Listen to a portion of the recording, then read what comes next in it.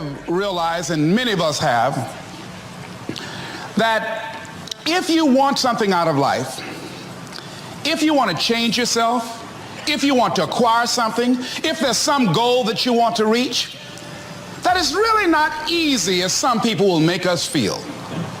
That living your dream, changing your behaviors, overcoming negative habits, it's challenging. It's hard. That living alone is just very difficult. And once we begin to come to grips with the fact that living is difficult, life is very challenging. I heard a song once by a guy named Dimples called, "If it ain't one thing, it's another." I say to you, if it ain't one thing, it's 12 others. Always something. You will never ever have a problem-free moment in life. Somebody said, and I like this, that you either in a problem or just left one or headed toward one. Anybody found that to be so? Raise your hand if you know what I'm talking about. I mean, there's always something. So how do we begin to nurture that hunger? What are the characteristics or the qualities of people that are hungry? What will it take for me to get some of the things that I want? And being hungry for those things. Number one, you've got to work on yourself. It's very important that you engage in an ongoing process to develop you. Spend more time on yourself than what you've been spending.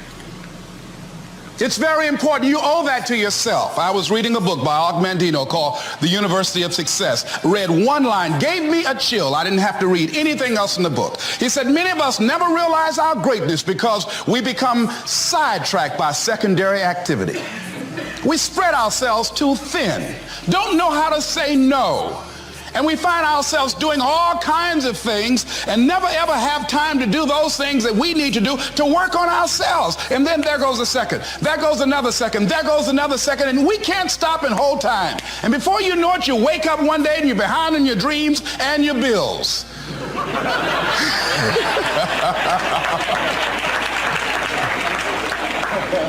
So decide that you're going to take some time to work on you, that you deserve that from yourself, that your life deserves some prime time because you are creating your own production.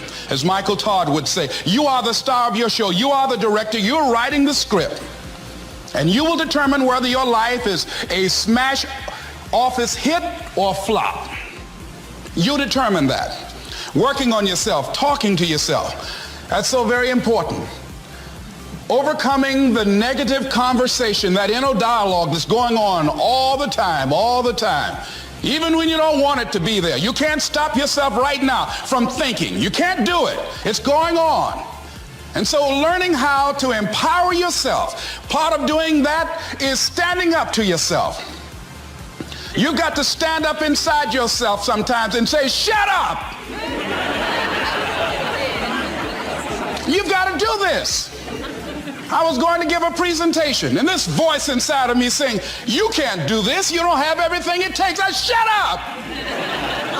I'm behind on my bills, and you're telling me what I can't do. I have got to do it. You get scared sometimes. Your mind will go blank on you. Some people you will allow to unnerve you, and you wonder, what's wrong with me? I'm not crazy. That's why you've got to learn to make a conscious, deliberate, determined effort to stand up inside yourself.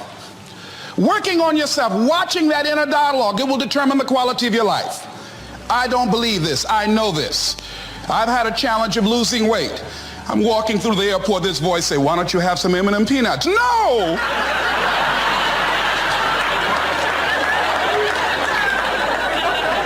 Well, just one.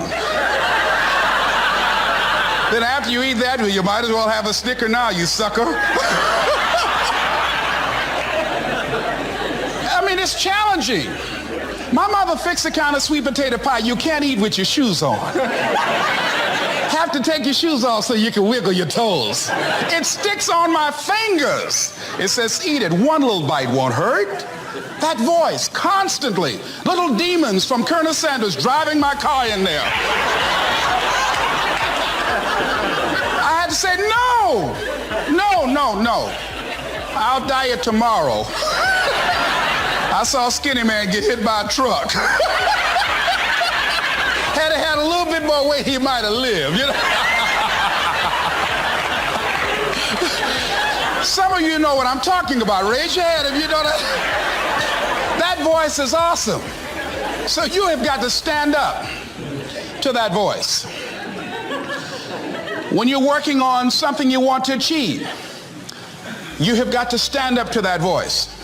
You've got to sell yourself every day on your abilities, on what you're doing, on the goal that you want to reach. You've got to sell yourself every day, every day, every day. According to your level of belief, it will manifest itself in what you're doing. Whatever we have right now, whatever we're demonstrating in our lives, is a result of what we believe subconsciously that we deserve. And part of increasing that belief level is that you have got to convince yourself every day. You've got to sell yourself. I do a lot of training for many corporations, and I conduct sales seminars, and I've heard all kind of guys doing techniques and training people techniques of how to close sales and how to work with and begin to control the sale and how to ask for the close. Let me share something with you. You can learn all the techniques in the world. If you don't believe in yourself, it won't happen for you. I learned all of it.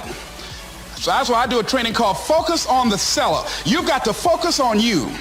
And as you convince you, as you sell yourself every day, every day, every day, you will begin to see a difference in the things that you're doing.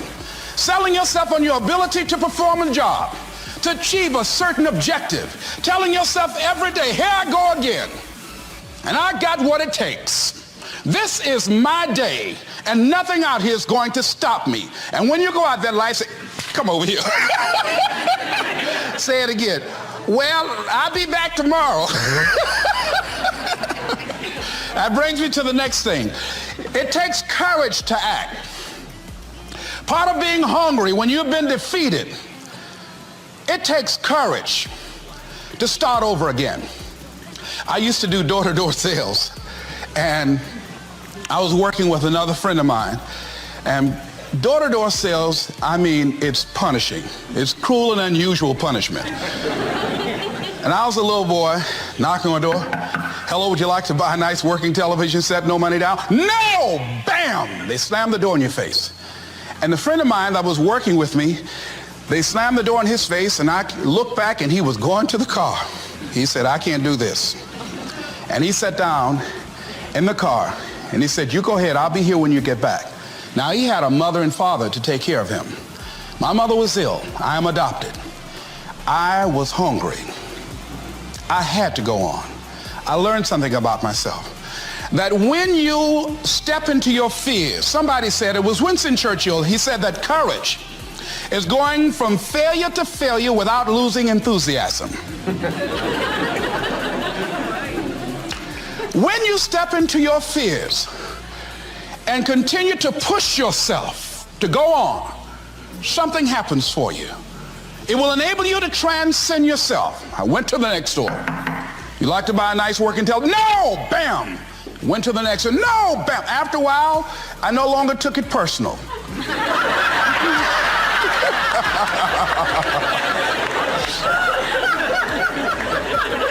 And I began to play a game. I said, well, I know there's a yes out here somewhere, and I'm going to keep on until I find it.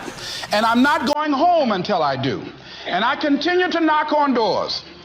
And then somebody eventually would say yes. And I said, are you sure? And I would go in there and I would get the sale. When you have something you want to do, if you don't develop the courage to do that which has been given you to do, and you spend a lot of time going around trying to convince other people or trying to get their approval, what will happen is that you will lose your nerve. And other people will convince you that what you're doing doesn't have any value, and you'll give up on your dream. It's an interesting thing about life, I've also found, that if you don't have the courage to act, sometimes and particularly, if you have something special to do, life will move on you. If it were not for life, I would still be a disc jockey. I didn't just leave voluntarily to go to the state legislature. I was fired. I was working on a job, and I came home one day. I was married at the time, and I told my former wife, I said, that guy Bert I work for is stupid. She said, if he's so stupid, why does he sign you a paycheck? Now, you see why I divorced her, right? I couldn't stand her. That night, I could not sleep well. Here was a guy that was controlling my life. I was going through all kinds of changes because this man controlled my paycheck. And it was Carlyle who said, truth crushed to earth shall rise again. Winston Churchill said, the truth is incontrovertible. Malice may attack it, ignorance may deride it, but at the end there it is. And we know scripture that says, ye shall know the truth, and the truth shall set you free. And the truth that I had to come to grips with, that I wasn't in charge of my destiny. The truth was that I wasn't giving all that I had. The truth was that there are some things that I wanted to do, but I didn't have the courage to act on those things. And the truth was that Bert Childs was a blessing to me. He made life so miserable for me, I had to start looking at my life differently. I started going to work earlier. I started being the last one to leave there. I started working harder than anybody else. The other guys could not. Why would you work so hard, Les? I said, I'm not working for them. I have been cheating, Bert, I thought. I've been cheating myself and my family. Wherever you are, whatever you're doing, do it with everything that you have. Develop the habit of giving more than what you're paid for. Develop the habit of setting standards that others will be measured by. Someone said, do not go where the path may lead, but go where there's no path and leave a trail. All right? It is easy to be negative today.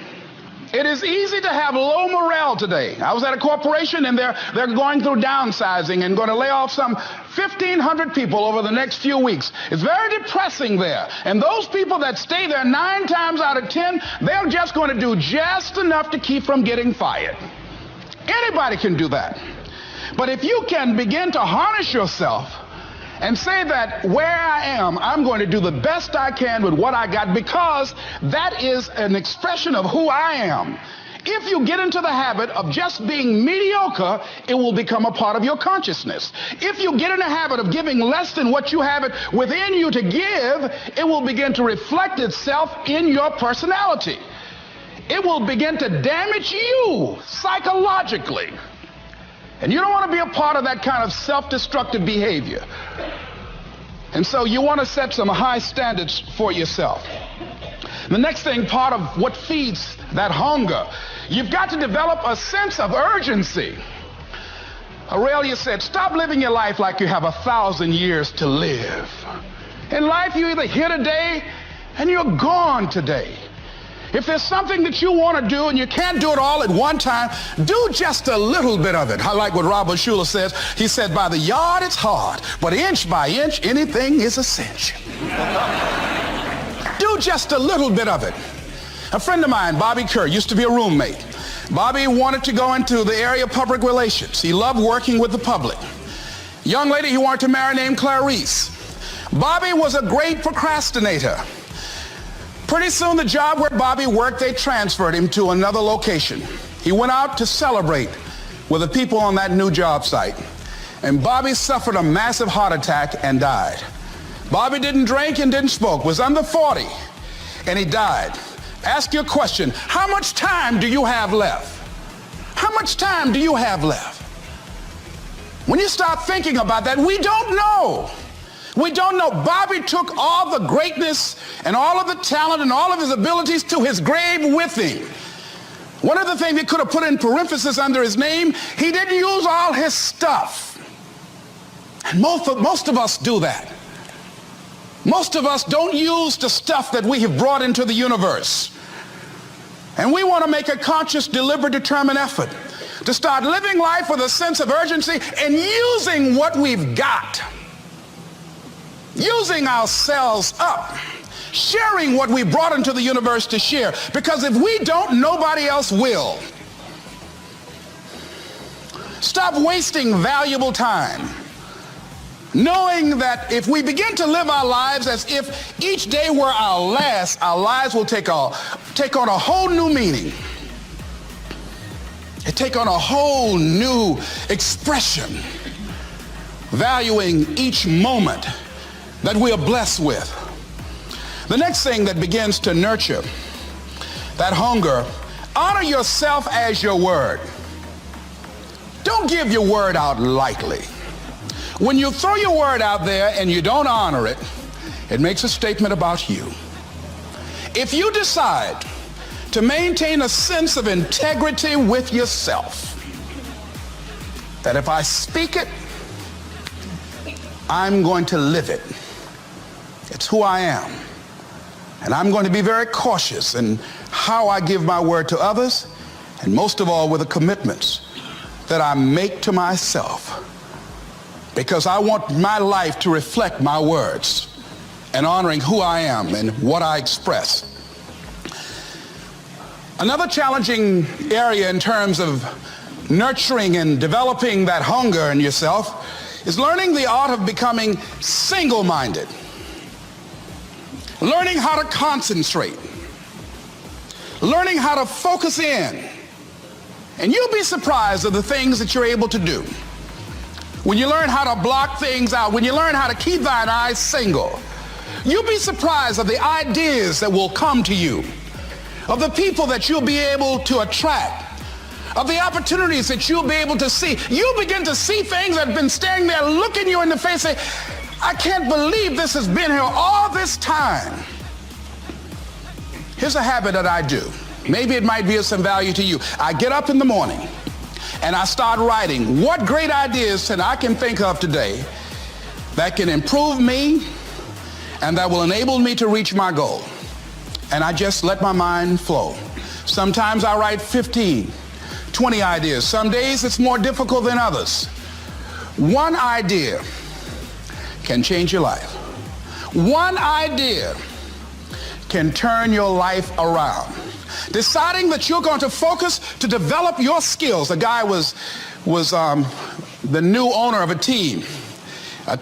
baseball team that was in the basement of the league when he took it over. He went to the pitcher and he said, what is your best throw? And he said, well, I got a good curveball and I've got a good fastball. And he went on talking about his different throws. He said, but tell me this, what is your best throw? He thought for a moment. He said, I've got a good fastball. He said, that's all I want you to work on. Nothing else. Just develop your fastball. The next year, they went to the World Series. Most people don't know where their fastball is. Most people go through life never discovering what their talents are. Most people never develop their talents. They have skills and abilities, but if you don't nurture them, if you don't develop them, they will never serve you. Your gifts can take you many places if you develop your gifts. Most of us don't like to do those things that come easy to us. I've always loved to talk to people. I decided, taking this advice, to develop my skills as a speaker. And my gift has developed and it's taken me many places. You have something that you brought to the universe, and that if you decide that my life deserves my developing this, what I do well, and becoming the best at it, and mastering myself, and seeing what I have within me, if you decide to drop your buckets where you are and develop your gifts, I grant you, you'll never ever be without. I grant you that your gifts will take you places that will literally amaze you. I grant you that if you begin to work to develop your gifts, you'll develop a strong sense of happiness. You'll get a larger vision of yourself, because part of beginning to get a larger vision of yourself, all of us need some area of our lives where we can have a feeling of competence. That people know when they think about this area, that's something you do. That you eat and sleep that, and that you do that, and people know it, And you know it. And you know that you know that you know this. If you don't know anything else, you know this. Can you tell I know what I'm doing? Oh, hello. You know this. So you've got to work on it. When other folk are having a good time, you've got to have the strength of character to concentrate, to read, to digest information. If you decide in any particular area that you're concerned about, to make a conscious, deliberate, determined effort to read one book a month in that area, in 5 years, you'll be among the top 5% experts in the world. I read a minimum of 2 books a week. The average American reads only 1 book a year. If you decide that area that you love, that you are going to master that particular area, in this era of accelerated change, overwhelming complexity, and tremendous competition, as you begin to develop and expand your skills and your talents and your vision of yourself, you will always be in control of your destiny. Let it go.